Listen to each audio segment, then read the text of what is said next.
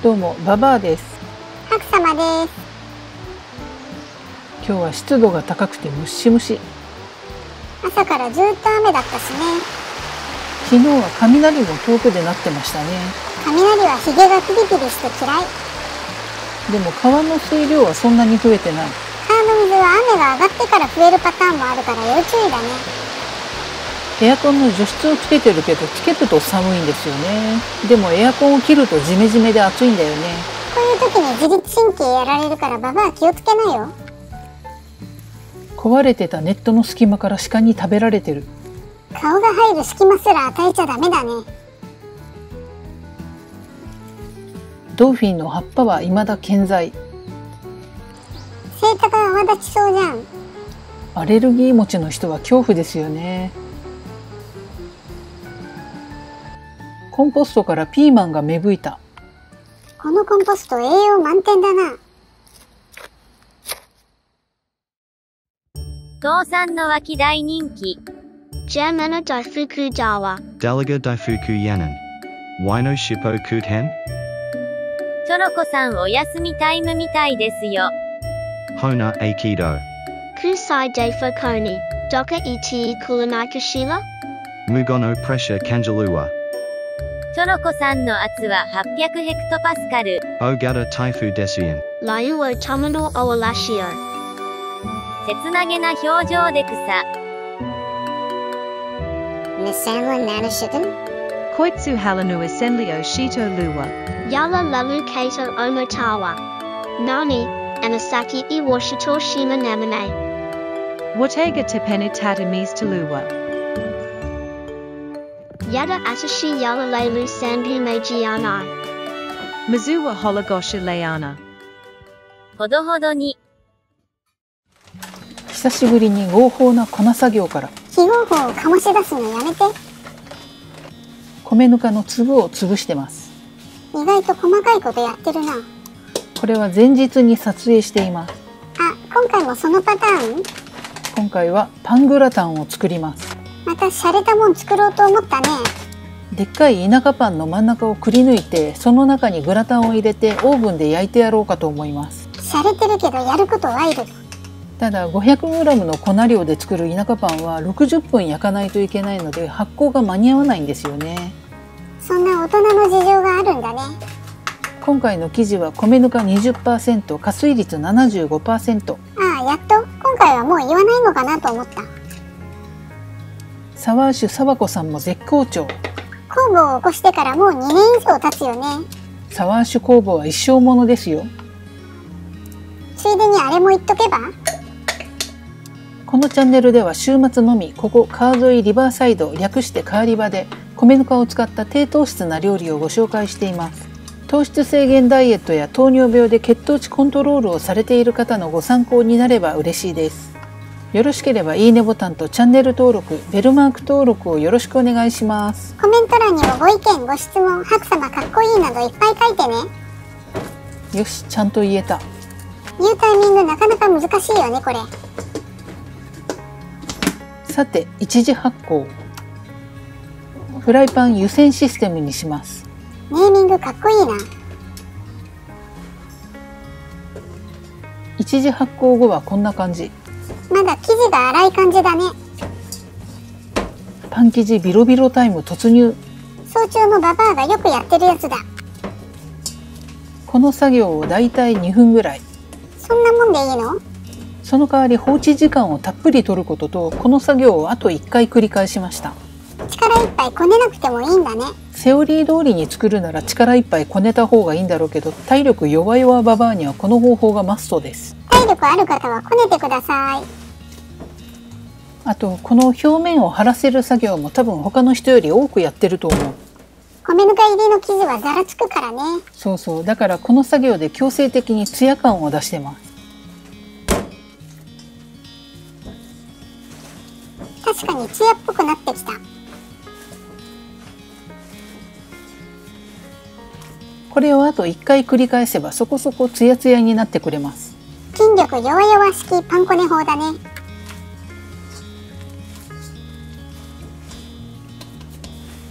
さあしばらくお休みきじこちゃん。また変な名前つけてる。再度フライパン湯煎発酵システム。和平フレーズの深型フライパンが重宝するね。するってとどうだい？江戸っ子かな。しっかり発酵してますやん。ああ、何わっこだった。めっちゃええ感じやんけ。ババア九州の人だよね。生まれは兵庫です。あ、そうなんだ。興味ないのに聞いてごめんね。溜まったガスが漏れないように上に高く生地を盛り上げる感じで丸めていきます。いい発酵具合だね。発酵した生地ってなんでこんなに可愛いんだろう。ペット感覚？だんだんと生地に高さが出てきました。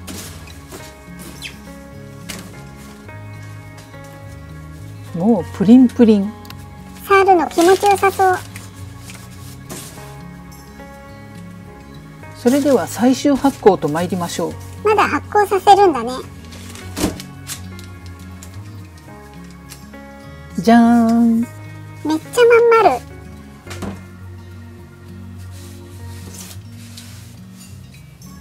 水分量は控えめな生地なのでクープナイフを入れやすいです。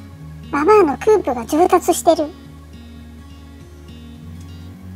毎週山のようにパンを焼いてるからね。サイドに飾りなんか入れちゃったりして。どうやってて草。丸い型を持ってないのでオーブンシートを丸い形にしてやります。このシートでも型の代用になるなら買わなくてもいいかもね。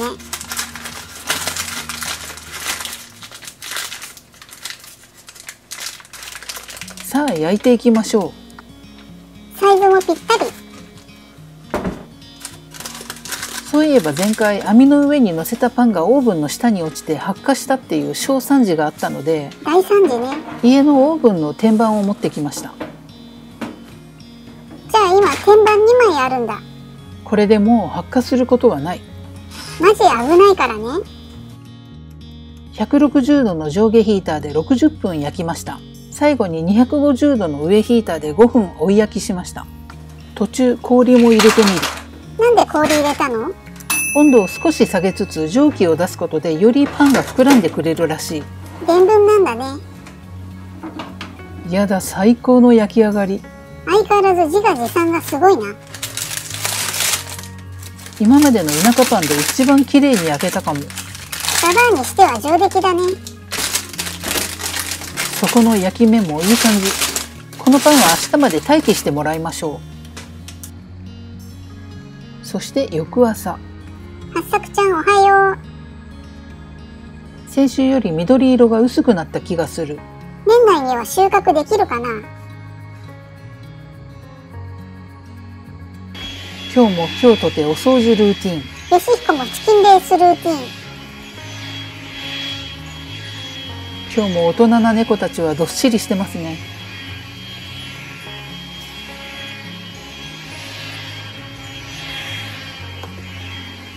そしておもちゃ返却タイムの塩対応。ちょっとぶつけてるよ。ごめんねよしひこ。おお、怖い怖い。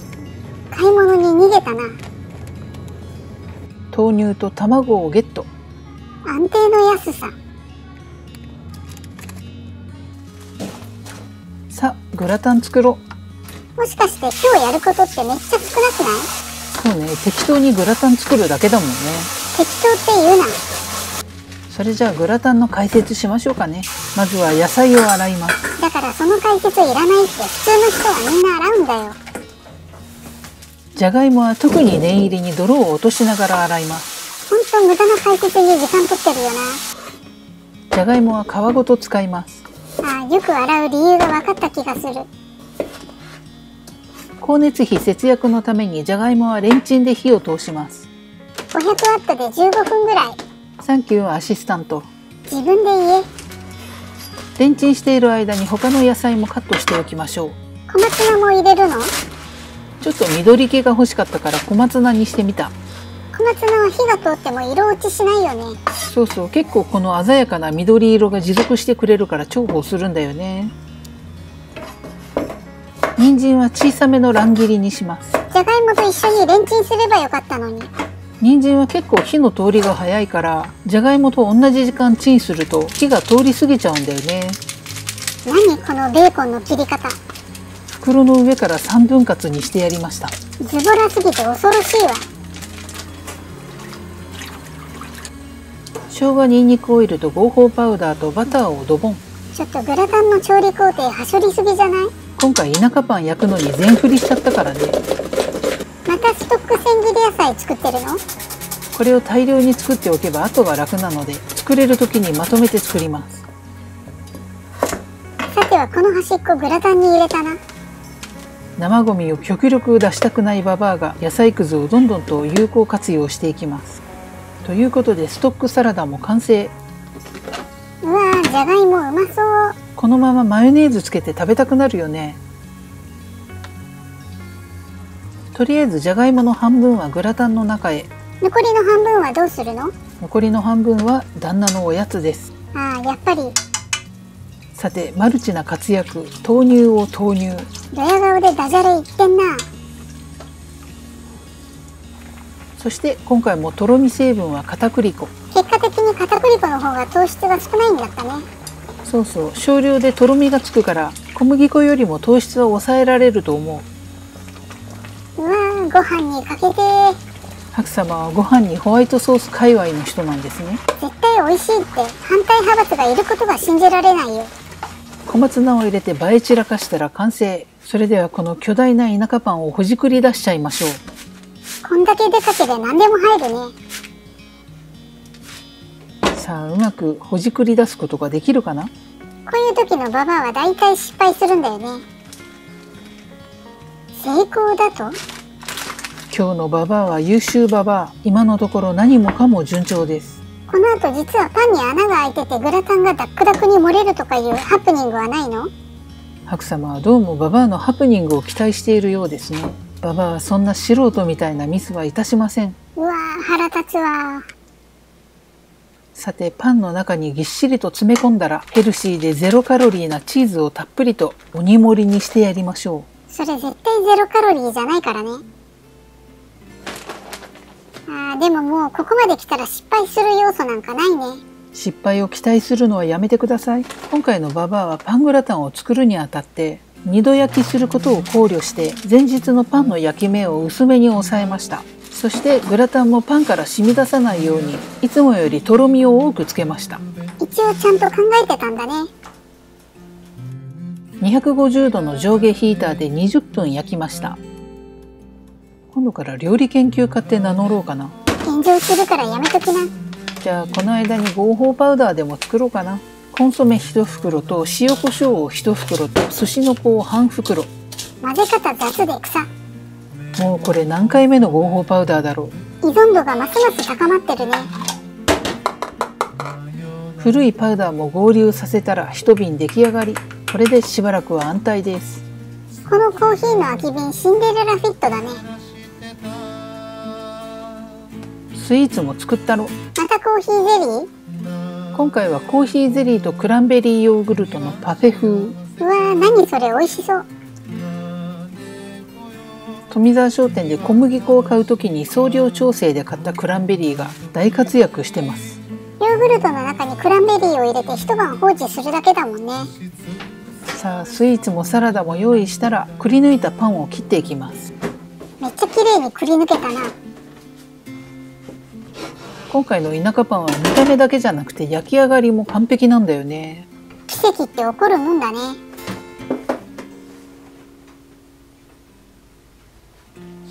パングラタンも焼けたみたい。調子に乗ってプルプルさせてんな。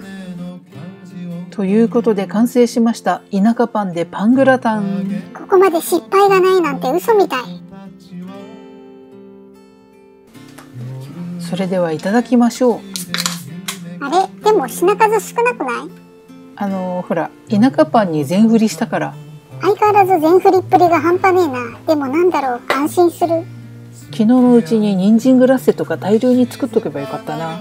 間違いなくいつものババアだ。ベジファーストで血糖値を抑えたらパングラタンにいっちゃいましょうかね。ほじくり出したパンも綺麗な形してんな。米ぬかが入った茶色い生地が田舎パンにぴったり。田舎パンと米ぬかは相性いいですよね。全粒粉入りだって言われても気づかないよね。トロットロのグラタンいっちゃいますよ。なんだよ、美味しそうかよ。このスプーンですくったグラタンとパンを一緒に食べてみようかな。こんなもん絶対間違いないやつじゃん。旦那氏がなんだかそわそわし始めましたね。米じゃん。パングラタンめっちゃうま。いやねえ、ちょっと米あるよ。グラタンのとろみがパンにまとわりついて一緒に食べると本当に美味しい。ねえ、グラタンご飯の上に乗せ始めたよ。ちょっとこうつけパンなんかしちゃったりしてね。おっさん乗せ飯してるんだけど。いや、このパングラタンはマジで美味しいな。前日にパンを焼かなきゃいけないっていう手間はあるけど、ババアのパンは基本放置で作るからそんなに手間でもないんですよね。もうご飯もりもり食べてるじゃん。なんだこれ。パンが器になるっていうのもちょっと楽しいから、これもパーティーメニューかなんかにちょうどいいかもしれないですね。そのパーティーでも米出るのかな。コーヒーゼリーとクランベリーヨーグルトのデザートも最高でした。ということで美味しかったです。さようなら。バイバイ。おっさんもホワイトソース界隈の人だったのか。